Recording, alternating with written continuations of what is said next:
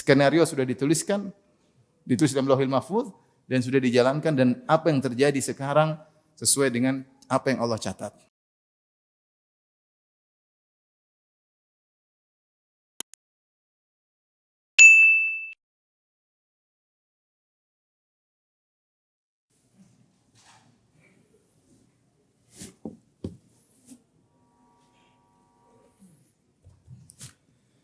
Bismillahirrahmanirrahim. Assalamualaikum warahmatullahi wabarakatuh. Alhamdulillahi ala ihsani wa syukru lahu ala taufiqihi wa amtinani wa asyhadu an la ilaha illallah wahdahu la syarika lahu ta'ziman li sya'ni wa asyhadu anna Muhammadan abduhu wa rasuluhu da'ila ridwani. Allahumma salli alaihi wa ala alihi wa ashabihi wa ikhwani. Para hadirin dan hadirat, ikhwan dan akhwat, bapak dan ibu-ibu yang dirahmati oleh Allah Subhanahu wa taala. Alhamdulillah pada kesempatan kali ini kita dikumpulkan oleh Allah di masjid yang penuh berkah ini. Semoga Allah kumpulkan kita di surga kelak. Amin ya rabbal alamin. Salawat dan salam semoga tercurahkan selalu kepada junjungan kita Nabi Muhammad sallallahu alaihi wasallam, kepada keluarganya serta seluruh sahabat beliau tanpa terkecuali. Pada kesempatan kali ini kita akan bahas tentang buah dari beriman kepada takdir ya. Kita tahu bahwasanya di antara rukun iman yang 6 adalah al-iman bil qadar khairihi wa syarrihi, beriman kepada takdir yang baik maupun yang buruk ya. Maksud dari yang baik dan yang buruk maksudnya terkait dengan al-muqaddar, yaitu yang ditakdirkan. Artinya Allah mentakdirkan ada kejadian-kejadian baik yang kita sukai dan ada kejadian-kejadian buruk seperti musibah yang tidak kita sukai. Tetapi perbuatan Allah mentakdirkan yang baik dan yang buruk itu semuanya adalah baik. Karena perbuatan Allah mentakdirkan yang baik atau yang buruk itu semuanya dibangun di atas hikmah. Ada hikmah di balik itu semua. Makanya di antara doa istiftah Nabi SAW, Rasulullah SAW berkata, وَشَرُّ لَيْسَ إِلَيْكَ وَشَرُّ لَيْسَ إِلَيْكَ, dan keburukan tidak kembali kepada engkau. Artinya, semua yang Allah takdirkan itu, baik perkara yang baik menurut pandangan kita atau perkara yang buruk menurut pandangan kita, di balik itu semua pasti ada hikmah. Karena ketika Allah mentakdirkan Azza wa Jalla, beliau mentakdirkan segalanya dibangun di atas ilmu dan di antara dibangun di atas sifat al-hikmah. Ketika kita belajar sifat-sifat Allah Subhanahu wa taala, para ulama membagi sifat-sifat Allah menjadi sifat fi'liyah dan sifat dzatiyah. Sifat fi'liyah yaitu sifat-sifat yang terkait dengan kehendak Allah. Jika Allah berkehendak, Allah lakukan. Jika Allah tidak berkehendak, tidak Allah lakukan. Seperti apa? Seperti rahmat, seperti murka. Allah murka kepada sebagian orang karena ada sebab yang membuat Allah murka kepadanya. Dan Allah merahmati sebagian orang karena ada sebab Allah merahmatinya. Seperti cinta, Allah benci, ya, itu namanya sifat ikhtiyariyah atau sifat fi'liyah, sifat-sifat Allah yang terkadang Allah lakukan, terkadang tidak Allah lakukan, sesuai dengan kehendak Allah Subhanahu wa taala. Dan ada sifat kedua yang disebut dengan sifat dzatiyah. As-sifat dzatiyah itu sifat-sifat la tanfak an dzatillah, yaitu sifat-sifat yang tidak pernah terlepas dari Allah. Selalu Allah bersifat demikian. Selalu Allah bersifat demikian. Sifat-sifat dzatiyah banyak seperti wajah. Allah selalu memiliki wajah, sifat tangan. Di antaranya juga sifat-sifat ilmu. Allah selalu berilmu, tidak pernah Allah tidak berilmu. Allah selalu berilmu. Di antara sifat dzati adalah sifat al-hikmah. Allah selalu bijak dalam menentukan segala sesuatu. Pasti apa? Pasti bijak. Dan qudrah juga sifat dzatiyah. Allah pasti qudrah, pasti melakukan segala sesuatu yang Allah kehendaki. Nah, bicara tentang takdir. Takdir kalau kita bahasakan secara sederhana, yaitu Allah mentakdirkan, yaitu Allah merencanakan semua sesuatu yang sebelum Allah jalankan, ya. Kemudian Allah eksekusi dan sesuai dengan apa yang Allah telah tetapkan. Oleh karenanya para ulama mengatakan beriman kepada takdir ada 4 maratib, ada 4 tingkatan. Jika kita mengimani 4 tingkatan ini, berarti iman kita kepada takdir iman yang benar. Yang pertama adalah beriman dengan ilmu Allah, bahwasanya semua yang akan terjadi, ya, semua telah diketahui oleh Allah Subhanahu wa taala. Yang telah terjadi sudah diketahui oleh Allah, yang akan terjadi juga telah diketahui oleh Allah. Yang tidak terjadi, seandainya terjadi seperti apa juga Allah tahu. Jadi ilmu Allah meliputi segala sesuatu, ya. Ya, ilmu Allah meliputi segala sesuatu. Saya kasih gambaran, ini walillahil matsalul a'la, bagi Allah perumpamaan yang lebih tinggi. Misalnya ada seorang insinyur, dia ingin membuat sebuah rumah. Maka dia punya ilmu tentang rumah ini, dia akan bikin rumah begini. Dia punya ilmu, dia akan bikin apa? Sebuah rumah. Kemudian setelah itu dia catat perencanaan dia. Dia catat gambarnya, dia gambar, RAB-nya dia tulis, dia catat. Setelah itu dia jalankan, dia eksekusi pembuatan rumah tersebut. Dan seluruh anak buah yang mengerjakan rumah tersebut sesuai dengan kehendak dia. Ini gambarannya. Ini seorang insinyur yang bikin sebuah apa? Rumah. Sebelum dia bikin, dia punya ilmu atau tidak? Punya ilmu. Setelah itu dia catat di RAB, dia catat di perencanaan, dia catat di gambarnya, di arsiteknya, dia catat. Setelah itu dia eksekusi, dan seluruh eksekusinya sesuai dengan kehendak dia. Namun namanya kalau manusia, dia hanya bisa merencanakan sebagian, dia tidak tahu apa yang terjadi di depan. Ternyata biaya membengkak dan sering terjadi. Biaya membengkak. Ternyata ada yang miss, ada yang salah. Ternyata perubahan. Ternyata harga besi menjadi naik misalnya. Ternyata di tengah jalan dia berubah. Oh kayaknya kurang bagus, dia rubah gambarnya. Itulah kalau insinyur manusia. Kira-kira itu gambaran sederhana tentang takdir. Allah Subhanahu wa taala sebelum menciptakan alam semesta, Allah sudah punya perencanaan. Rencana tersebut di dalam ilmu Allah Subhanahu wa taala. Kemudian Allah tuliskan di Lauhil Mahfuz. Allah tulis di mana? Lauhil Mahfuz, rencana tersebut. Kemudian Allah eksekusi, selesai. Eksekusi tersebut tidak ada yang luput, tidak ada yang salah, semuanya sesuai dengan yang Allah rencanakan. Itu baru namanya insinyur yang hebat kalau manusia.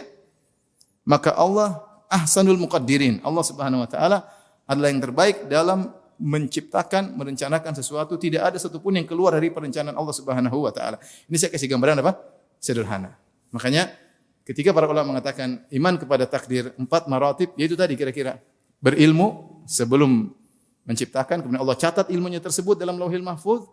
Kemudian semua yang terjadi di atas kehendak Allah, tidak ada yang keluar dari kehendak Allah. Yang keempat, eksekusi, penciptaan. Allah ciptakan apa yang Allah rencanakan tadi. Itulah 4 maratib tingkatan takdir. Yang pertama apa? Saya ulang. Yang pertama ilmu, yang kedua catatan, yang ketiga kehendak, yang keempat eksekusi yaitu penciptaan. Coba tadi ada berapa? Yang pertama apa?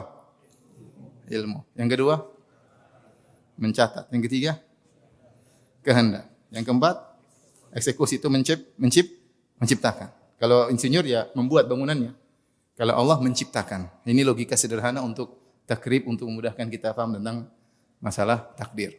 Inilah akidah Ahlussunnah wal Jamaah, akidah umat Islam secara umum. Dan diyakini oleh hampir seluruh umat Islam. Kita enggak usah bicara tentang orang ngaji.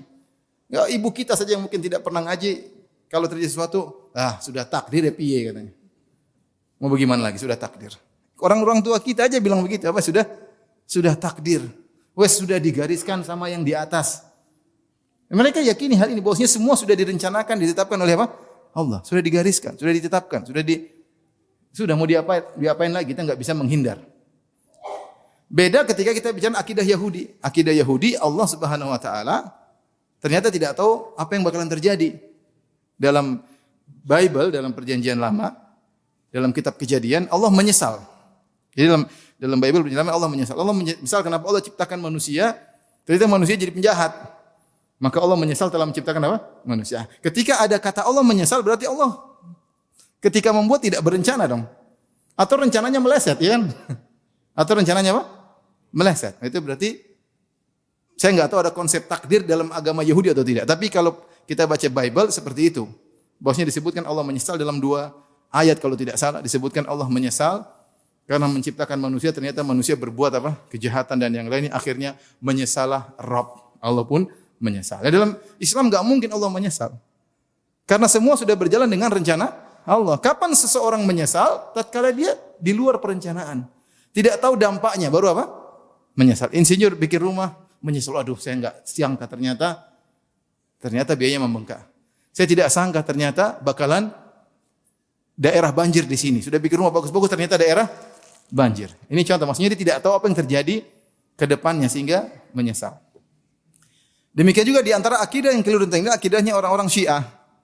Yang mereka punya akidah namanya Al-Bada. Al-Bada yaitu Allah berubah pikiran. Tadinya Allah begini, terus Allah begini aja berubah pikiran. Kayaknya badalillah, kayaknya ada suatu kemaslahatan bagi Allah menurut Allah, maka Allah rubah ketetapannya. Ini saya bahas dalam buku saya 33 Banyolan Akidah Syiah. Kenapa? Hal ini muncul gara-gara mereka ingin ngeles. Jadi disebutkan bahwasanya imam-imam mereka meyakini imam-imam mereka itu mengetahui hal gaib. Dalam kitab Al-Kafi lil Kulaini seperti Sahih Bukhari-nya orang Islam, orang Syiah punya kitabnya Al-Kafi, karangan Al-Kulaini, ahli hadisnya orang Syiah. Di sini disebutkan ada akidatul bada, yaitu Allah badalillah, yaitu Allah berubah pikiran. Jadi mereka meyakini imam-imam mereka tahu tentang ilmu gaib, sehingga imam-imamnya terkadang meramal sesuatu akan terjadi begini, akan terjadi begini. Ketika tidak terjadi, maka anak buahnya nuntut, ya imam, Anda mengatakan demikian, ternyata tidak terjadi. Apa kata sang imam? Allah berubah pikiran. Allah berubah apa? Pikiran. Nah itu tidak mungkin dalam akidah Islam. Kalau akidah Islam semua telah direncanakan.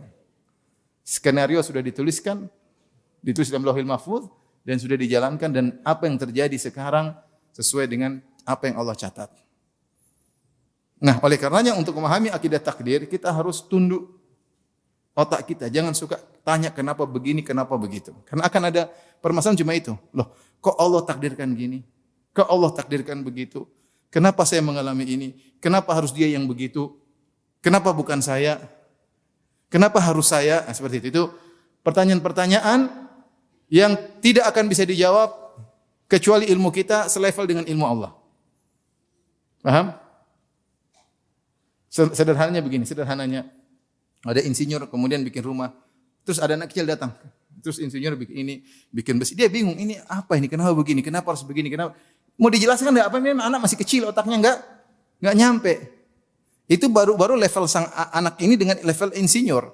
Bagaimana otak kita dengan Allah Subhanahu wa taala yang Allah mengatakan wa ma utitu minal ilmi illa qalila, kalian tidak beri ilmu kecuali cuma sedikit, banyak hal yang tidak bisa kita pahami banyak sekali. Apalagi masalah takdir ini keterkaitannya dengan alam semesta. Alam semesta dengan benda-benda di langit, dengan banyak hal. Allah menulis suatu perencanaan yang nalar kita tidak sampai. Oleh karenanya untuk bisa beriman dengan takdir, enggak usah tanya, kok begini, kok begitu. Allah berfirman, la yus'alu amma yaf'alu wa hum yus'alun.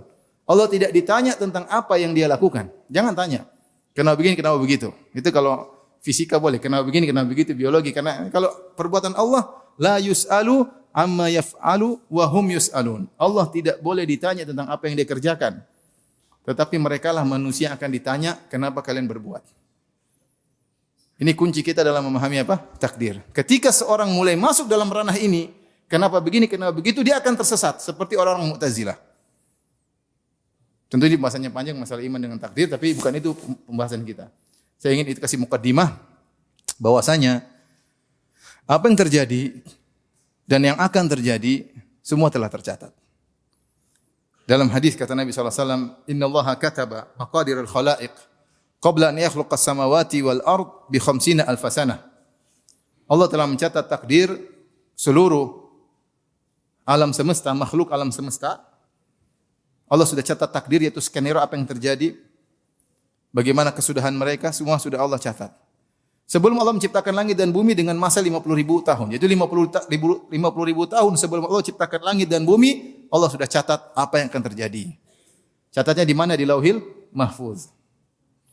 Dalam hadis yang lain, awwalu ma khalaqallah al-qalam qala lahu. Ketika Allah ciptakan pena, Allah berkata kepada pena, "Uktub," tulislah. Pena berkata, "Madza aktub?" Apa yang aku tulis ya Rabb? Kata Allah, "Uktub maqadir kulli syai' ila qiyamis saah." Tulislah takdir segala sesuatu yang akan terjadi sampai hari kiamat, sampai hari kiamat. Inilah namanya takdir. Sebelum terjadi sudah diketahui oleh Allah dan telah ditulis oleh Allah dalam Lauhil Mahfuz. Antum paham atau tidak? Ini sederhana. Ya, tentang masalah iman kepada apa? Takdir, ya. Jadi semua sudah tercatat. Inna dzalika fi kitab. Semua telah tercatat dalam Lauhil Mahfuz. Wa kullu syai'in fa'aluhu fi zubur wa kullu saghirin wa kabirin mustatar. Semua sudah tercatat di Lauhil Mahfuz. Baik yang kecil maupun besar semua sudah tercatat. Semua sudah tercatat. Sehingga apa yang kita jalani sekarang ini hanyalah takdir yang telah tercatat. Cuma isi takdir tersebut enggak ada yang tahu. Sudah selesai. Kata Nabi SAW, rufi'atil aklam wa jaffatis suhuf. Pena-pena pencetak takdir sudah diangkat, lembaran sudah kering. Maksudnya tidak akan berubah lagi. Kalau Allah rubah-rubah berarti ada tadi akidahnya orang Syiah, ada perubahan. Kayaknya ada masalah, kayaknya enggak pas. Itu berarti Allah enggak tahu masa depan. Berarti Allah tidak sempurna. Tuhan ini tidak sempurna ketika harus merubah-rubah perencanaannya. Paham atau tidak? Makanya saya bilang, kata Imam Ahmad, al-qadar qadarullah. Takdir adalah kekuasaan Allah. Kalau antum ragu dengan takdir, antum ragu tentang kekuasaan Allah. Berarti Allah kurang sempurna dalam mengilmui, Allah bisa berubah pikiran. Paham atau tidak? Paham tidak ini? Kok kayak ragu-ragu nih? Mau saya ulang lagi dari awal tadi? Nanti antum mendengar rekamannya di YouTube ya. Intinya, ini logika sederhana. Hadiah buat saya. Oh, bukan. Oh, buat jemaah. Jadi ini logika sederhana tentang takdir. Nah, inilah akidah yang membedakan umat Islam dari umat-umat yang lainnya. Menggambarkan bahwasanya Tuhan kita Tuhan yang sempurna, yang Maha tahu akan segala sesuatu, yang telah menetapkan segala sesuatu yang akan terjadi. Hanya saja semua yang ditetapkan oleh Allah dalam Lauhil Mahfuz tidak ada yang tahu. Allah tutup. La malakun muqarrabun wala nabiyyun mursal. Tidak ada malaikat yang tahu, tidak ada rasul yang tahu. Allah hanya membuka sedikit ilmu gaib kepada malaikat, kepada nabi, ya. Tapi tidak semua masa depan Allah buka. Tidak semua masa depan Allah bukan terlalu banyak dalil akan hal. Jibril pun tidak tahu, Nabi Muhammad SAW pun tidak tahu. Ya. Makanya ketika malaikat berkata, Ya Allah, kenapa engkau ciptakan Adam yang akan melakukan kerusakan di atas muka bumi? Kata Allah, Inni a'lamu ma la ta'lamu. Aku tahu apa yang kalian tidak tahu. Artinya ada rahasia yang masalah takdir masa depan yang malaikat tidak tahu. Allah hanya kabarkan sebagian bahwasanya benar anak-anak Adam akan melakukan kerusakan. Tapi kenapa Allah ciptakan seperti itu? Kenapa harus diciptakan? Allah tidak kabarkan kepada malaikat. Allah hanya mengatakan, Inni a'lamu ma la ta'lamun. Aku tahu apa yang kalian tidak ketahui. Taib. Nah, apa sih buah kita beriman kepada takdir? Banyak. Di antaranya, saya akan sebutkan insyaAllah mungkin 8 poin atau 9 poin ya. Yang pertama, ikhwan dan akhwat yang dirahmati oleh Allah Subhanahu wa taala, jika kita beriman kepada takdir, ini paling penting untuk kehidupan kita sekarang ini, kita akan bersabar biiznillah taala. Bersabar. Karena semua yang kita alami, semua yang kita rasakan, semua yang kita jalani, ya, sudah digariskan oleh Allah Subhanahu wa taala. Ma asabaka lam yakun liyukhti'ak wa ma akhta'aka lam yakun liyusibak. Tidak akan sempurna iman seorang sampai dia yakini ma asabaka lam yakun liyukhti'ak. Apa yang akan menimpamu tidak mungkin kau menghindar darinya. Wa ma akhta'aka, apa yang meleset darimu lam yakun liyusibak, tidak akan bisa mengenaimu. Ya. Ketika kita mendapati musibah yang tidak kita sukai, ya sudah mau diapain? Sudah digariskan. Buat kita bisa lebih bersabar. Ma asaba min musibatin fil ardi wala fi anfusikum illa fi kitabin min qabli an nabra'aha. Inna dzalika 'ala Allahi yasir. Tidak ada suatu musibah yang terjadi di atas muka bumi atau menimpa diri kalian illa fi kitabin, kecuali tercatat di Lauhil Mahfuz. Min qabli an nabra'aha, sebelum Allah ciptakan musibah tersebut. Sudah tercatat di Lauhil Mahfuz. Wa dzalika 'ala Allahi yasir, itu mudah. Karena takdir itu mudah bagi Allah. Allah berilmu, Allah buat skenario, Allah tulis, Allah jalankan. Ini semua mudah bagi Allah. Inna dzalika 'ala Allahi yasir. Buat apa? Likaila ta'sau 'ala ma fatakum. Agar kalian tidak putus asa dari apa yang luput dari kalian, yang terlalu bersedih. Wala tafrahu bima atakum, dan juga jangan sombong atas apa yang kalian dapatkan karena semua sudah digariskan. Karena semua digariskan. Jadi ketika kita dapat musibah, sudah kita yakin ini sudah digariskan, kamu berusaha semaksimal mungkin pun tidak akan bisa menghindar. Ya. Tidak akan bisa menghindar. Ya. Makanya la yanfa'ul hadar ma'al qadar. Kehati-hatian, kewaspadaan kalau sudah bertabrakan dengan takdir tidak ada faedahnya. Sudah digariskan. Sudah digariskan. Mau berjaga-jaga, mau usaha, tapi kalau sudah takdirkan tidak akan bisa terhindar. Nah, ketika kita tahu akan iman kepada takdir, apa yang menimpa kita, ya sudah, kita serahkan kepada Allah. Ya sudah, ini sudah digariskan. Sehingga kita mudah untuk bersabar ya. Oleh karenanya ketika cucu Nabi sallallahu alaihi wasallam meninggal ya, dari Usamah bin Zaid radhiyallahu taala anhuma, qala kunna inda Nabi sallallahu alaihi wasallam fa arsalat ilaihi ihda banatihi tad'uhu wa tukhbiruhu anna sabiyan laha aw ibnan laha fil maut. Kata Usamah bin Zaid radhiyallahu anhuma, kami bersama Nabi sallallahu alaihi wasallam, kemudian ternyata ada putri Nabi, kalau tidak salah Zainab, mengirim utusan kepada Nabi sallallahu alaihi wasallam mengabarkan bahwasanya putranya atau putrinya, kalau tidak salah Umamah, putri apa namanya Zainab, Umamah bintu Abil As radhiyallahu taala anhuma ya, sakit atau meninggal ya. Kemudian disampaikan kepada Nabi sallallahu alaihi wasallam. Ini cucu Nabi. Maka Rasulullah SAW berkata, irji ilaiha, kepada utusan tersebut, kembalilah kepada putriku Zainab, fa akhbirha, kabarkan kepada dia. Anaknya meninggal, anna lillahi ma akhadha wa lahu ma a'ta. Sungguhnya milik Allah yang Allah ambil. Artinya anakmu itu adalah milik Allah, makanya Allah ambil. Wa lahu ma a'ta, dan apa yang Allah berikan kepada kita pun itu milik Allah Subhanahu wa taala. Wa kullu syai'in indahu bi ajalin musamma, dan segala sesuatu ada ajalnya, telah tercatat. Ya, semua sudah tercatat ajalnya. Anakmu meninggal sudah tercatat maksudnya. Wal tasbir wal tahtasib, sampaikan kepada putriku agar dia bersabar dan dia mengharap pahala. Dia mengharap pahala. Artinya tidak bisa terhindar. Mau anaknya Nabi, mau cucunya Nabi, mau Nabi sallallahu alaihi wasallam pun kalau waktunya meninggal akan meninggal.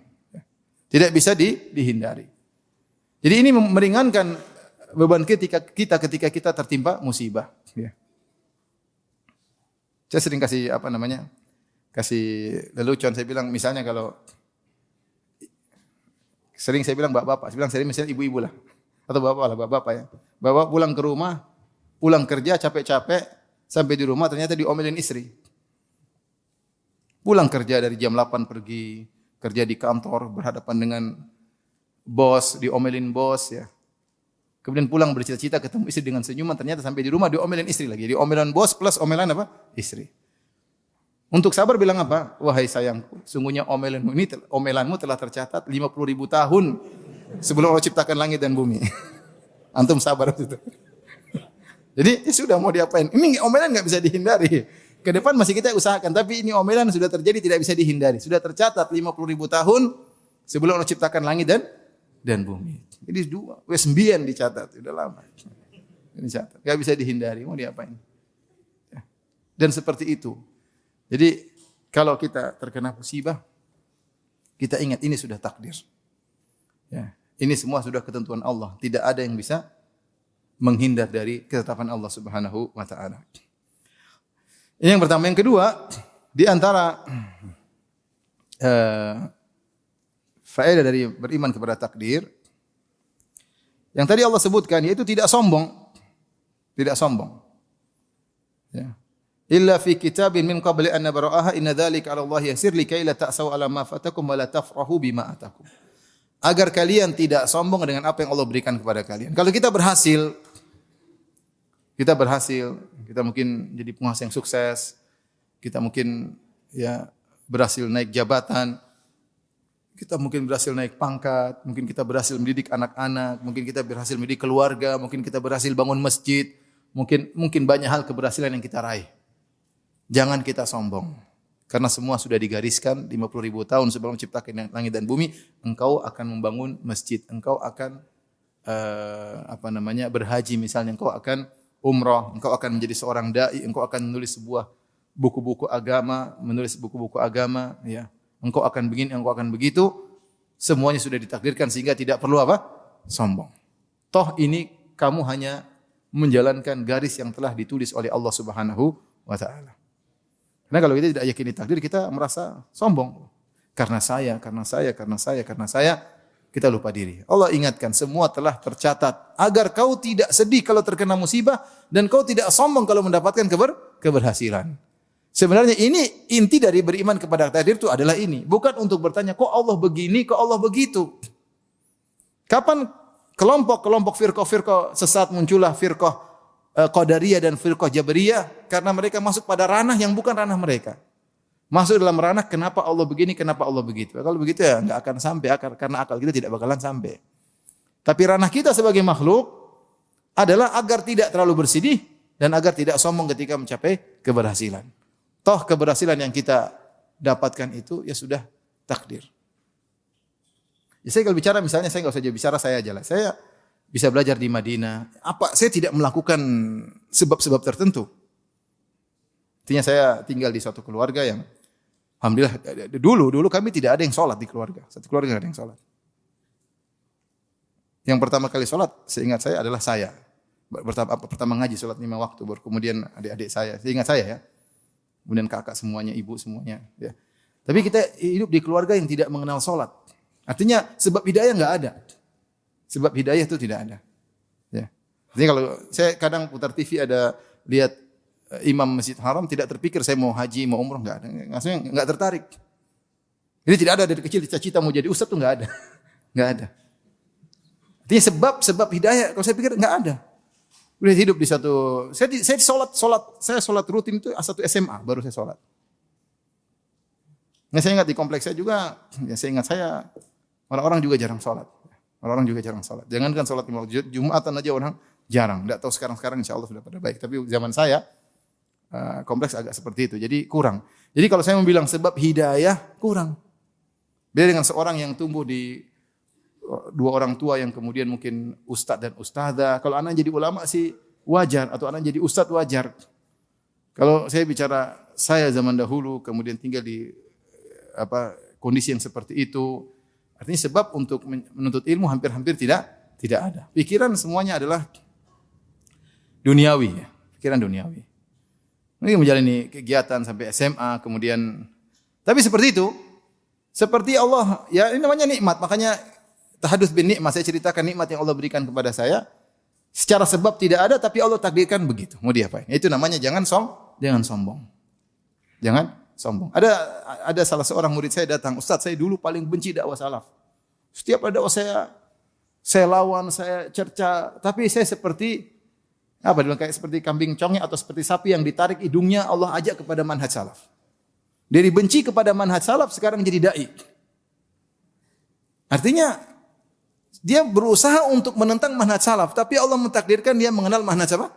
Salaf. Artinya apa? Dia melakukan sebab anti dakwah. Tetapi justru Allah tunjukkan dia menjadi penolong dakwah. Ini gimana? Itu namanya takdir. Itu namanya takdir. Maka kalau kita meraih keberhasilan, jangan kita sombong. Inilah manfaat utama dari beriman kepada takdir. Kalau terkena musibah ya sudah, mau diapain? Qadarullah.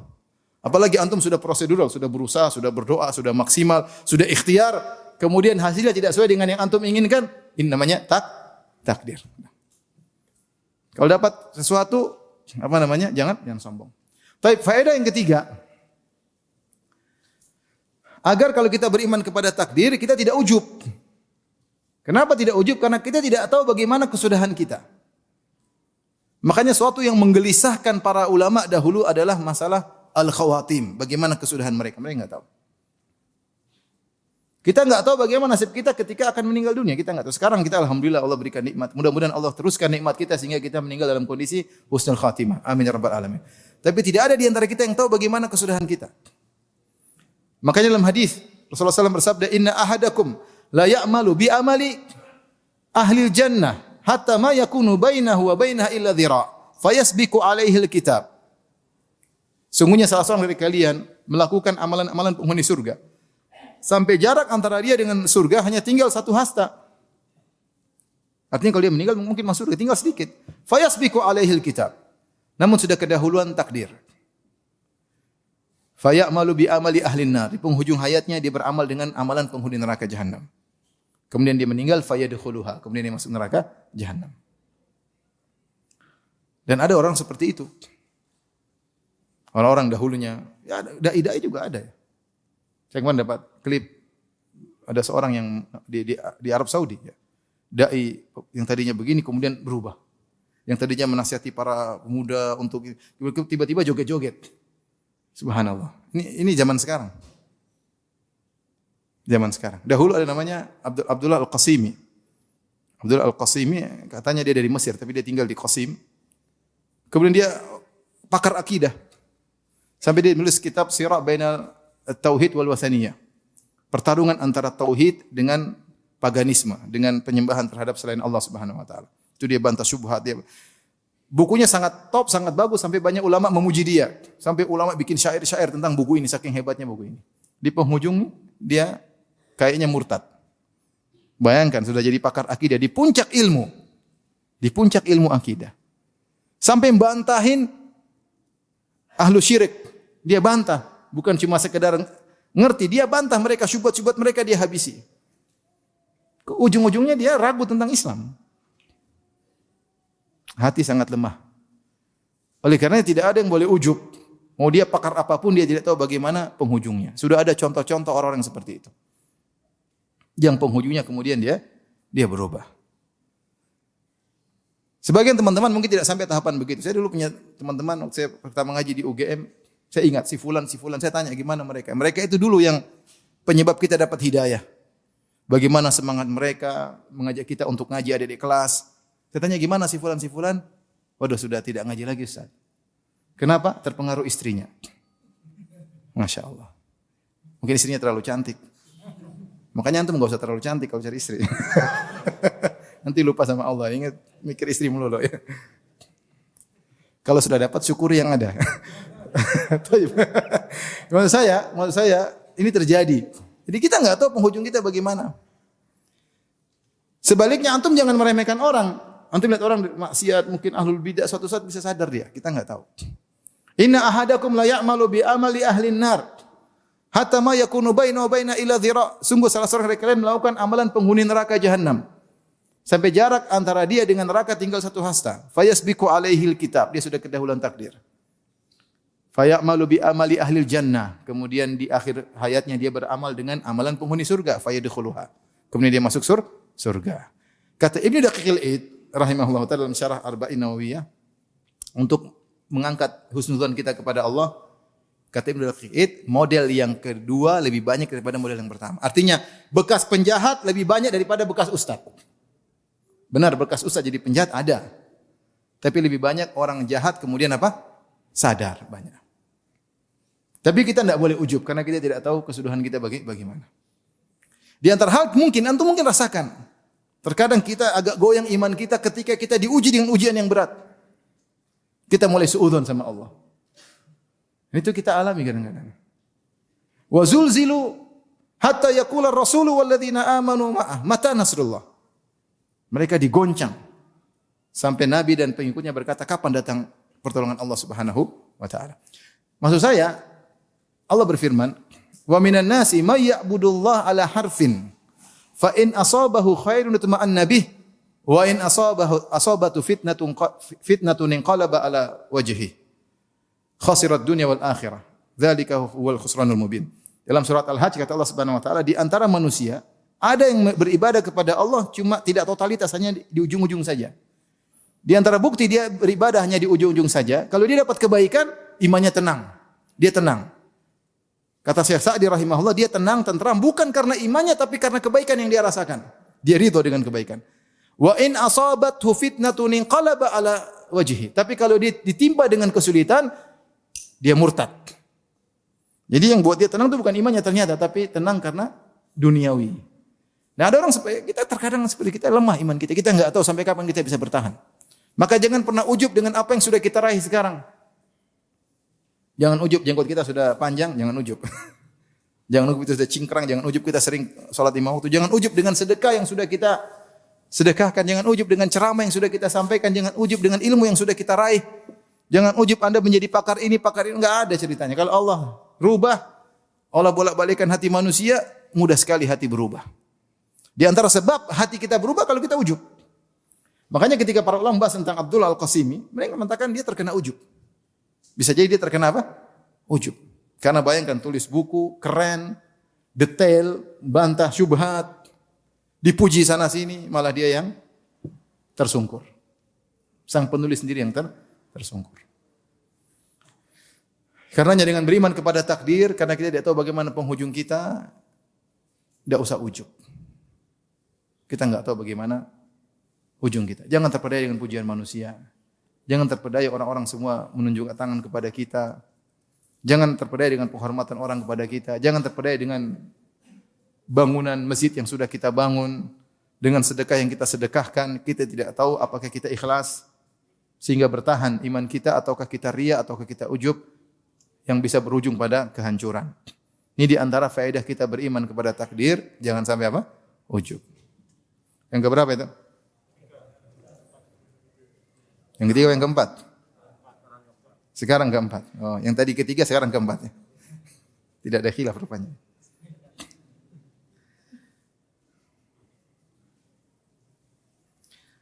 Di antara faedah kita beriman kepada takdir,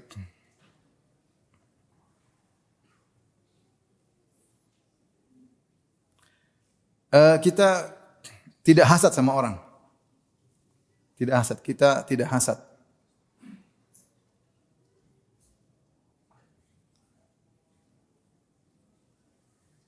Orang yang beriman kepada takdir hatinya bersih. Dia sudah tahu semua ditakdirkan. Ya. Karena dia tahu bahwasanya semua yang Allah takdirkan dibangun di atas sifat dzatiyah Allah, itu sifat hikmah. Saya sudah jelaskan Allah punya sifat dzatiyah terkait dengan takdir. Ini ilmu, di antaranya hikmah, ya. Di antaranya kudrah. Ini semua sifat-sifat dzatiyah yang terkait dengan takdir. Jadi Allah Subhanahu wa taala mentakdirkan sesuatu pasti ada hikmah di baliknya. Dan sudah katakan ketika kita berkata rukun yang keenam al-imanu bil qadari khairihi wa syarrihi, beriman kepada takdir yang baik maupun yang buruk, maksudnya yang terjadi. Adapun perbuatan Allah menciptakan keburukan tersebut pasti ada apa? Hikmahnya. Contoh dalam hal ini seperti firman Allah Subhanahu wa taala, "Dhaharal fasadu fil barri wal bahri bima kasabat aydin nas liyudhiqahum ba'dalladzi amilu la'allahum yarji'un." Telah nampak kerusakan di daratan dan di lautan. Itu kerusakan, bencana, malapetaka, ya kerusakan, pembunuhan, pemerkosaan, banyak terjadi apa? Kerusakan di daratan maupun di lautan. Kenapa kata Allah bima kasabat aydin nas? Akibat perbuatan manusia, akibat dosa-dosa yang mereka lakukan, Allah takdirkan terjadi kerusakan. Buat apa Allah takdirkan kerusakan? Padahal Allah tidak suka dengan kerusakan. Wallahu la yuhibbul fasad. Allah tidak suka dengan kerusakan, tapi Allah ciptakan kerusakan di daratan, di lautan. Kenapa? Liyudhiqahum ba'dalladzi amilu, agar Allah membuat manusia merasakan sebagian akibat ulah perbuatan mereka. Tujuannya apa? La'allahum yarji'un, agar mereka sadar. Jadi hikmah, kalau kita bilang, Ustaz, apakah gempa bumi buruk? Apakah banjir buruk? Ya buruk. Yang ciptakan siapa? Allah atau bukan? Allah. Ini namanya takdir buruk. Tetapi Allah menciptakan itu tidak buruk. Wa syarru laisa ilaik. Tidak ada keburukan yang kembali kepada Allah. Di balik penciptaan Allah terhadap bencana-bencana ada hikmah yang Allah kehendaki. Ada hikmah yang Allah kehendaki. Ibnu Qayyim bahas panjang lebar dalam Syifaul Alil. Ini bahasanya panjang tentang orang-orang ateis punya syubhat, tapi saya tidak ingin sampaikan sekarang. Tapi intinya begitu. Intinya kita meyakini bahwasanya di balik itu semua ada hikmah. Nah, di antara hamba-hamba Allah ada orang yang tidak bisa jadi baik kecuali Allah jadikan dalam kondisi kaya. Seandainya Allah jadikan dia miskin, dia akan rusak. Dan di antara hamba-hamba Allah ada yang tidak ada yang bisa bikin dia baik kecuali dalam kondisi miskin. Kalau dia kaya, dia rusak. Antum milih yang pertama ya. Tapi yang jadi tentukan bukan antum. Di antara hamba-hamba Allah ada yang tidak bisa jadi baik kecuali kalau dia sehat. Kalau dia sakit dia rusak. Dia rusak, dia tidak percaya sama Tuhan atau tidak bersyukur. Dan di antara hamba-hamba Allah ada yang tidak baik kecuali dia sakit. Kalau dia sehat dia bahaya. Yang tahu itu semua siapa? Allah Subhanahu wa taala. Jadi ada orang yang tidak bisa baik kecuali apa? Kaya. Kalau dia miskin, dia mungkin rusak. Nanti bisa jadi Allah uji dia dengan kemiskinan pada saatnya. Ketika imannya sudah cukup, Allah buat dia jadi miskin. Ada hamba-hamba Allah yang tidak bisa baik kecuali dalam kondisi miskin. Miskin dia beribadah kepada Allah, dililit utang terus, setiap hari berdoa, ya Allah. Kalau dia kaya, ngaco. Dia kaya, mungkin dia berzina, mungkin dia joget-joget, mungkin minum khamar, mungkin musik-musikan, mungkin main judi, mungkin enggak pernah salat, mungkin enggak pernah nangis karena Allah Subhanahu wa taala, rusak. Jadi Allah biarkan dia miskin terus. Antum maunya yang pertama kan? Yang kedua antum kurang suka ya. Tapi tadi pilihan di sisi Allah, bukan kita yang milih. Allah lebih tahu tentang kemaslahatan kita daripada kita yang kita rencanakan. Di antara hamba Allah ada yang tidak baik kecuali sehat. Kalau dia sakit mungkin dia tidak beribadah, mungkin dia malas, mungkin dia benci sama syariat. Dan di antara hamba Allah ada yang tidak baik kecuali dia sakit. Kalau dia sehat mungkin dia ngaco ya. Jadi kita tahu semua di balik apa yang Allah tetapkan adalah ada hikmahnya. Dengan demikian, seorang tidak akan hasad. Dia tahu bahwasanya apa yang Allah gariskan kepada setiap makhluk sesuai dengan ilmu Allah Subhanahu wa taala. Ada hikmahnya. Ada hikmahnya. Ya. Maka tidak perlu dia berangan-angan sesuatu di luar kemampuan dia. Jangan sampai orang tua berkeinginan untuk jadi muda kembali, ya sudah, enggak bisa. Cukup. Wala tatamannau ma faddalallahu bihi ba'dakum ala ba'd. Lirrijali nasibun mimma kasabu walinisai nasibun mimma iktasaban. Was'alullaha min fadlih. Kata Allah, janganlah sebagian kalian berangan-angan memiliki apa yang dimiliki oleh sebagian yang lain. Jangan laki-laki ingin seperti perempuan, jangan perempuan seperti laki-laki. Masing-masing punya jatah sendiri-sendiri. Laki-laki punya jatah untuk beramal dengan kodratnya sebagai laki, wanita punya ranah untuk beramal sesuai dengan kodratnya sebagai wanita. Jangan laki-laki nuntut seperti wanita, jangan wanita nuntut seperti laki-laki. Jangan wanita bilang, coba saya jadi laki-laki, saya bisa keluar ke sana kemari, jalan-jalan. Jangan, kamu perempuan di rumah. Jangan laki-laki bilang, coba kalau saya jadi perempuan bisa hamil, bisa punya anak, bisa gendong ya. Jangan. Jangan. Masing-masing punya ranah untuk beraktivitas, masing-masing punya ranah untuk bisa beramal soleh. Tetapi was'alullaha min fadlih. Mintalah karunia dari Allah Subhanahu wa taala. Nah, kalau kita beriman pada takdir, sudah Allah takdir saya gini, saya berusaha, tapi jangan saya hasad sama orang. Kalau saya dijadikan begitu, belum tentu saya bisa bersyukur. Saya bilang aja contohnya ya, saya bicara masalah ranah dai. Kita di tanah air ya dai bermacam-macam ya. Ada yang mungkin kalau dia bikin pengajian mungkin ribuan, masjid enggak cukup, jalan enggak cukup, semua enggak cukup, ada. Sebagian ustaz kita Masya Allah seperti itu. Ada yang dai mungkin yang hadir cuma 10 orang, 20 orang. Ada yang mungkin 5 orang. Ada yang mungkin sendirian, tidak ada muridnya. Ya. Dan itu terjadi bukan di sini, di Saudi juga begitu. Dulu sempat tersebar foto seorang dai, syekh, bukan dai, syekh, doktor di Masjid Nabawi, dia ceramah yang hadir cuma 1 orang. Tapi dia ceramah tetap, dia sampaikan ilmu, yang hadir cuma berapa orang? 1 orang. Nah, jangan sampai orang yang mungkin yang hadir sedikit hasad kepada orang yang hadirnya banyak. Sungguhnya yang hadir banyak itu dia sedang diuji oleh Allah Subhanahu wa taala. Antum kira mudah menjaga hati ketika yang hadir banyak, bisa ujub, bisa riya, bisa sombong, bisa angkuh, bisa sok, bisa macam-macam. Karena suasana bisa merubah hati seseorang. Ya sudah, antum 2-3 orang ikhlas sudah. Enggak apa-apa, yang hadir sedikit tapi apa? Ikhlas. Jangan sampai sudah hadir sedikit hasad lagi, sombong lagi. Jadi maksud saya ini contoh saya bicara tentang para dai, ya sudahlah. Dia punya ujian. Saya kalau dikasih audiens sebanyak Ustadz Fulan mungkin belum tentu saya ikhlas. Belum saya ikhlas. Kita enggak tahu yang Allah yang pilih yang terbaik buat kita. Sehingga tidak perlu kita hasad kepada yang kita minta kepada Allah, ya Allah mudahkan ilmu saya diterima. Ya Allah mudahkan wahlul 'uqdatam min lisani yafqahu qawli. Ya Allah angkatlah kekakuan dari lisanku agar mereka bisa paham apa yang aku sampaikan. Mudahkan aku bisa menyampaikan materi yang aku siapkan. Seperti itu. Kita berdoa kepada jangan hasad sama orang tapi minta kebaikan kepada Allah Subhanahu. Ini saya bicara misalnya ranah dai misalnya ya. Kita enggak tahu.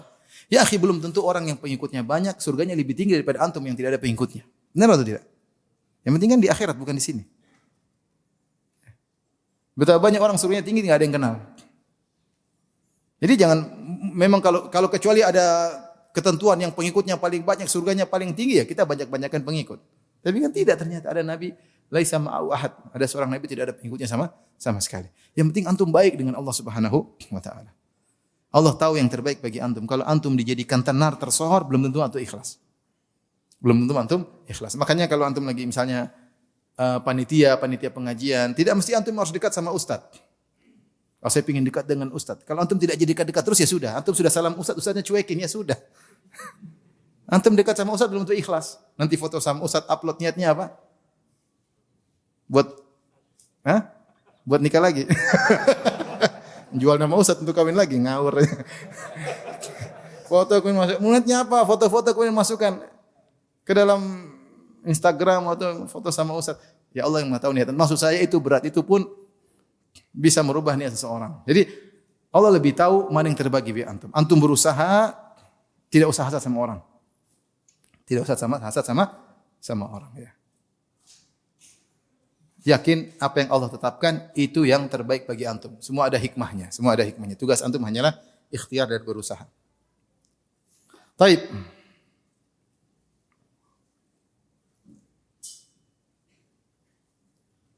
Tentunya kelanjutan daripada hal tersebut, barang siapa yang tidak hasad maka dia akan qanaah. Faedah berikutnya, orang yang beriman dengan takdir apa? Dia akan apa? Qanaah. Dia akan qanaah. Dia tahu bahwasanya apa yang Allah gariskan kepada yang terbaik. Tapi ini orang tidak bisa qanaah kecuali di prosedural. Maksudnya prosedural itu apa? Dia sudah ikhtiar, berusaha, hasilnya begitu, ya sudah ini yang terbaik. Tapi kalau dia tidak prosedural, maka dia sulit untuk qanaah. Maksud saya seorang berusaha, berdoa, berusaha. Kalau dia sudah berusaha dan berdoa, hasilnya begitu, yakin itu yang terbaik. Qanaah. Inilah yang Allah gariskan buat saya. Ya. Dan qanaah adalah kebahagiaan. Ya, kata Nabi SAW, irda bima qasamahu Allahu lak, takun agnan nas. Ridhalah dengan apa yang Allah bagikan untukmu, jatahmu, kau akan menjadi orang terkaya. Bahkan lebih kaya daripada raja bisa jadi. Sebagian penguasa, sebagian raja, sebagian orang kaya, mereka tidak ridho dengan pemberian Allah. Masih tamak. Pingin ini, pingin anu. Sudah punya 2 lembah emas, masih cari lembah yang ketiga. Sudah punya perusahaan 10, masih pingin perusahaan 20. Itu cita-citanya. Dia tidak pernah puas. Orang ini bahagia? Belum tentu. Tapi ada orang miskin, tidak punya apa-apa, ridho, tenang. Gimana? Alhamdulillah bi khair. Alhamdulillah khair. Gimana kan dia? Alhamdulillah khair. Subhanallah. Kadang-kadang kalau kita di Madinah lihat orang-orang miskin, senyum khair. Padahal bajunya compang-camping. Tapi senyum, Masya Allah. Itu banyak di Madinah, banyak orang seperti itu. Dia jalan kaki, santai. Kabar gimana? Alhamdulillah khair. Alhamdulillah gitu. Masya Allah. Masa pandemi ini kita lihat, ada orang miskin, gimana kondisi? Khair, Alhamdulillah. Kita ketemu orang miliarder gimana? Waduh, berat Ustaz, berat. Yang satu miskin gak punya apa-apa, khair Ustaz, Alhamdulillah. Alhamdulillah, ala kulli hal, Alhamdulillah. Gitu aja. Jadi orang kalau ridha dengan pemberian Allah, maka dia akan menjadi orang yang paling kaya. Dia qanaah. Kapan qanaah dicabut dari kita, hilang kebahagiaan dari kita. Ya, maka antum qanaah lah. Qanaah terhadap Allah rezekikan kepada antum. Ya. Bisa jadi antum lebih kaya daripada raja, daripada penguasa, daripada miliarder. Ya. Yang penting kan bahagia. Tidak harus dengan casing yang kelihatannya hebat, rumah yang mewah, mobil yang mewah, ternyata antum menderita. Makanya kata orang, jangan kau lihat apa yang Allah berikan kepada dia, tapi kau tidak tahu apa yang Allah ambil dari dia. Kita nih lihat orang yang Allah berikan sama dia, kita nggak tahu dia sedang ditimpa musibah apa. Kita nggak tahu. Kelihatannya orang kayaknya happy-happy, ternyata di balik itu dia ada penderitaan yang dialami. Entah kita tahu belakang atau tidak tahu sama sekali. Makanya dikatakan jangan kau lihat apa yang Allah berikan kepada dia, tapi renungkanlah tentang apa yang Allah ambil dari dia. Karenanya di antara doa yang hendaknya kita hafalkan, as'aluka ridha ba'dal qadha. As'aluka ridha ba'dal qadha. Ya Allah, aku minta kepada Engkau keridhaan hati setelah kau tetapkan keputusan untukku. Ini hati kadang-kadang merontak, tidak sesuai dengan keinginan. Hilanglah qanaah dari hati kita. Ketika qanaah hilang, maka kita tidak akan bahagia. Taib, jadi ini di antara keutamaan beriman kepada takdir. Kita tahu bahwasanya Allah Subhanahu wa taala ketika mentakdirkan sesuatu, menetapkan sesuatu di atas sifat dzatiyah Allah, itu sifat hikmah. Pasti ada hikmahnya. Entah kita tahu, entah tidak kita tahu, tapi pasti ada hikmahnya. Kalau kita ikut prosedur, maka itulah ketetapan yang terbaik bagi kita. Semakin kita ridho dengan keputusan Allah, maka kita semakin semakin qanaah. Taib, yang berikutnya, yang keberapa? Di antaranya orang yang beriman dengan takdir berani, dia jadi pemberani. Dia berani dalam berdakwah, berani dalam berjuang, berani dalam menyampaikan kebenaran, tentunya dengan perhitungan, ya, bukan asal, bukan ngawur, ya. Tapi dia berani menyampaikan karena dia tahu bahwasanya dia tidak akan terkena kematian atau penderitaan kecuali apa yang telah Allah tetapkan. Kun lan yusibana illa ma kataballahu lana huwa maulana. Katakanlah, lan yusibana illa ma kataballahu lana. Tidak akan menimpa kami kecuali yang telah Allah catat. Huwa maulana, Allah pelindung kami, Allah pengurus kami. Wa 'alallahi falyatawakkalul mutawakkilun. Makanya orang bertawakal hanya bertawakal kepada Allah. Inilah yang menjadikan para sahabat dulu nekatnya luar biasa. Ketika kita bicara tentang pertempuran antara mereka dengan orang kafir, ya, para sahabat nekat luar biasa. Bahkan di antara mereka ada yang masuk di pusat kematian, masuk maju. Seperti siapa ya? Sahabat yang kemudian dia entah Tharaq bin Malik atau siapa yang dia kemudian sulit bertempur, kemudian para kaum muslimin tidak bisa masuk. Akhirnya dia masuk di pagar, masuk sendirian. Kemudian dia hancurkan gerbang supaya orang bisa masuk. Sendirian masuk. Orang ternyata dia tidak mati.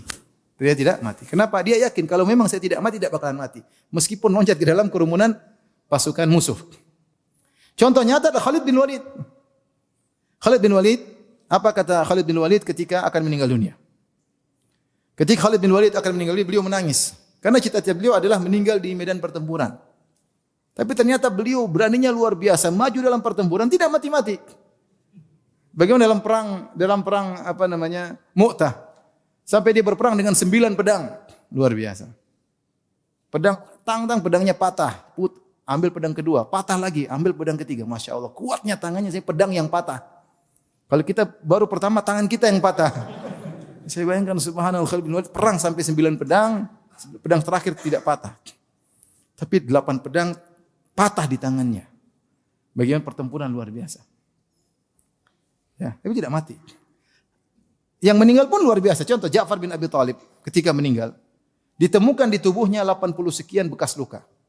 Tombak, panah, pedang, tapi semua di depan, enggak ada di belakang sama sekali. Artinya dia tidak pernah mundur sedikit pun. Ketika dia maju perang, tikam 1, tikam 2 masih terus berperang. Semua luka di bagian depan tubuhnya. Dia mukbil ghair mudbir, maju terus tidak pernah mundur. Khalid bin Walid ini contoh. Ketika dia akan meninggal, dia menangis, dia berkata, "Ma min amalin arja indi ba'da la ilaha illallah min lailatin syadidatin al-jalid fi sariyatin minal muhajirin." Battaha atau wa ana mutatarris was sama'u tanhal alayya wa ana antadhiru subha hatta aghiru alal kuffar atau ughiru alal kuffar.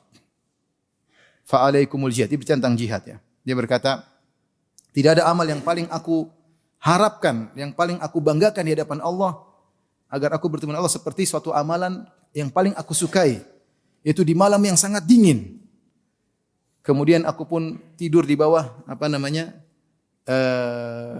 perisaiku sementara hujan turun, menunggu besok pagi-pagi menyerang musuh. Itu amal yang paling saya sukai. Ini penderitaan kan? Malam-malam dingin nungguin hujan turun, tunggu sampai besok subuh. Lama atau tidak? Lama. Tapi bilang itu amal yang paling saya banggakan. Bertemu dengan Allah Subhanahu wa taala. Ya. Maka hendaknya kalian berjuang di jalan Allah Subhanahu wa taala. Laqad syahidtu kadza wa kadza zahfan. Aku sudah menghadiri sekian puluh peperangan gabung dengan musuh. Ya. Wa ma fi jasadi mawdi'u shibrin illa wa fihi darbatu sayfin aw ramyatin bisahmin aw ta'natin birumhin. Tidak ada di tubuhku satu jengkal kecuali situ pasti ada luka. Entah luka karena pedang, sayatan pedang, atau luka karena tombak, atau luka karena panah. Setiap jengkal pasti ada luka. Siapa Khalid bin Walid yang Allah sebut, yang Nabi mengatakan sayfun min suyufillah, pedang Allah. Wa ha anadha amutu ala firashi hatfa anfi kama yamutul ba'ir. Nah, sekarang saya ternyata tidak meninggal di medan pertempuran, saya meninggal di tempat tidur. Sebagaimana hewan unta yang meninggal di tempatnya. Kemudian dia berkata, laqad talabtul qatla fi madhannihi falam yuqaddar li ila an amuta ala firashi. Aku telah mencari kematian di tempat-tempatnya, itu aku masuk dalam medan pertempuran agar aku meninggal mati syahid. Ternyata Allah tidak mentakdirkan aku meninggal di situ. Ya. Kemudian kata beliau, fala namat ayunul jubana. Ya. Jadi mencelanya orang-orang penakut itu, yang takut mati. Aku ini mau mati-mati enggak mati-mati. Dia ingin menyampaikan demikian. Ya. Ini contoh ya. Ya. Aku ini mau mati enggak mati-mati. Artinya kalau belum ditakdirkan tidak akan apa? Mati. Jadi inilah ketika para sahabat mereka beriman dengan takdir, maka mereka berani. Mereka berani berjuang, mereka berani berdakwah, mereka berani menyampaikan kebenaran. Itu bayangkan bagaimana Rib'i bin Amir ketika bertemu dengan Rustum, dia datang sendirian. Dengan Rustum kepala panglima Persia dengan puluhan ribu pasukannya, Rustum Rabi'i datang sendiri. Ditanya, "Ngapain kau ke sini? Ngapain kalian ke sini?" Kata dia, "Kami diutus oleh Allah, ibta'atsana Allah." Kami diutus oleh Allah untuk apa? Untuk mengeluarkan manusia dari peribadatan kepada manusia, dari peribadatan kepada makhluk menuju peribadatan kepada pencipta makhluk. Dia sendirian. Dia tidak takut sama sekali. Itulah para sahabat. Oleh karenanya seorang ketika dia melakukan satu kegiatan, dia ingat kepada takdir dan dia kalau sudah takdir mau diapain. Tapi jangan ngawur juga ya. Semuanya dengan apa? Perhitungan. Tapi inilah yang menjadikan dulu para sahabat sampai dakwah tersebar, sampai Islam tersebar karena iman mereka kepada takdir. Lihat kata Khalid, "Saya sudah berusaha wa qad talabtul qatla fi madhannihi." Aku sudah mencari kematian di tempat-tempat yang akan mendatangkan kematian, tapi walam yuqaddar alayya, aku tidak ditakdirkan untuk mati dalam pertempuran. Maka fala namat ayunul jubana, itu orang-orang penakut itu ya. Takut-takut ngapain? Takut-takut ngapain? Ada sebagian teman cerita ya. Ada seorang ustadz yang pergi ke kemanusiaan, pergi ke Suriah waktu itu bawa obat-obatan ya. Ketika mereka terkadang diskusi. Salah satu orang ustadz saya kenal, dia duduk di suatu sandaran gitu. Tiba-tiba dia pergi. Tiba-tiba dia kayak gelisah gitu, dia pergi di tempat tersebut, tiba-tiba ada bom di tempat itu. Jadi subhanallah, kalau Allah tidak takdirkan tidak bakalan mati. Dan temannya cerita sama saya, ketika saya sudah meninggal, temannya bilang, "Ustadz itu pernah bilang sama kita, Ustadz, setiap peluru sudah tercatat. Kalau tidak tercatat untuk kamu, tidak bakalan mati." Teorinya begitu ya. Tapi maksudnya ada orang seperti itu ya. Kalau peluru tidak tercatat bahwa saya tidak bakalan mati. Dan benar buktinya ketika dia cerita suatu saat dia duduk, mereka lagi kumpul-kumpul, tahu-tahu dia kayak enggak enak, dia pergi. Baru dia pergi sebentar kemudian ada bom mengenai lokasi di mana dia duduk. Kalau memang tidak ditakdirkan tidak bakalan mati. Wa'lam annal ummata law ijtama'u ala ayyadurruk, kata Nabi kepada Ibnu Abbas, ketahuilah kalau manusia satu dunia berkumpul untuk memberi kemudaratan kepadamu, lan yadurruk, mereka tidak bakalan bisa memberi kemudaratan kepadamu illa ma qad kataballahu alaik, kecuali yang Allah telah takdirkan untukmu. Kalau tidak. Rufi'atil aqlam wa jaffatis suhuf. Pena sudah diangkat dan lembaran sudah kering. Kalau Allah tidak takdirkan, maka tidak bakalan terkena. Inilah di antara hal yang membuat seorang tidak gentar ketika dia beriman kepada takdir. Kalau waktunya mati, mau mati sekarang, mati di sini, mati di sana, tetap aja mati. Man lam yamut bisayfi mata bi ghairihi. Ta'addadatil asbabu wal mautu wahid. Kalau tidak meninggal karena sayatan pedang, maka akan meninggal dengan sebab yang lain. Tinggal mau meninggal mulia atau tidak. Ta'addadatil asbab, sebab-sebab banyak, wal mautu wahid, dan kematian cuma ujungnya menuju pada kematian. Taib yang berikutnya, yang keberapa? Iman yang benar kepada takdir mengantarkan seorang berikhtiar, selalu berikhtiar. Kenapa? Karena dia tahu Allah sudah mencatat semuanya, tapi Allah merahasiakannya. Dan ketika Allah mencatat takdir, Allah punya aturan sunnatullah. Harus berusaha. Bukan cuma bersandar kepada takdir namun tidak berusaha, itu salah. Ya. Kita beriman dengan takdir bukan berarti kita pasrah kepada sesuatu yang tidak kita ketahui. Seperti saya sering ditanya, "Ustadz, kalau saya ternyata ditakdirkan masuk neraka, buat apa saya beramal soleh?" Saya bilang, "Iya, buat apa? Kalau kau sudah takdir masuk neraka, percuma kau beramal soleh. Ujungnya kau masuk apa? Neraka. Tapi kan kamu enggak tahu takdirmu apa. Kecuali kau pernah naik di sana di langit, kau buka Lauhil Mahfuz, kau lihat ternyata ada namamu. Paijo binti Paimin Al-Semarangi. Kamu berarti. Oh iya, itu enggak ada lagi yang Paijo, bapak saya Paimin cuma saya aja. Di Semarang cuma saya aja. Benar saya di neraka. Kalau kamu lihat namamu di lembaran neraka, percuma kamu beramal soleh, percuma. Tapi kamu kan enggak pernah lihat. Terus gimana Ustaz? Ya ada aturannya. Allah sudah jelasin. Yang beramal soleh masuk surga, beramal maksiat masuk neraka. Udah ikuti jalan aja. Ngapain kau Ada yang tanya lagi, "Ustaz, kalau bisa enggak saya minta sama Allah berubah takdir saya?" Loh, kamu tahu takdirmu, minta dirubah. Takdirmu apa? Kamu enggak tahu kan? Jangan takdirmu baik kau minta berubah jadi miskin nanti. Kan sekarang bukan penghujungnya, kau enggak tahu. Ngapain gitu? Enggak usah. Minta kebaikan, kita minta kebaikan, iya kan? Minta kebaikan, kita berdoa kebaikan, kita beramal soleh. Nah, saya bilang, saya ingin rubah takdir, takdirmu kamu enggak tahu. Yang ada adalah Allah kasih jalan. Kullun muyassarun lima khuliqa lahu. Makanya ketika sahabat bertanya, ya Rasulullah, apakah kita bertawakal bersandar kepada takdir? Fafiman amal, kemudian buat apa kita beramal? Kata Rasulullah SAW, i'malu, beramalah, fakulun muyassarun lima khuliqa lahu. Masing-masing akan digiring dengan amalnya menuju takdirnya. Makanya kalau yang jelas kita kalau mau masuk surga ya beramal soleh. Beramal soleh. Jadi takdir mengajarkan kita untuk berikhtiar. Sebagian orang tidak tidak komitmen, tidak konsekuensi. Seperti dia mengatakan, Ustaz kalau takdir ya misalnya takdir jahat ya percuma kita beramal soleh. Percuma saya ngaji tapi akhirnya Allah takdirkan saya juga. Ya. Kita bilang kamu juga kalau Allah sudah takdirkan kamu kenyang, ngapain kamu makan?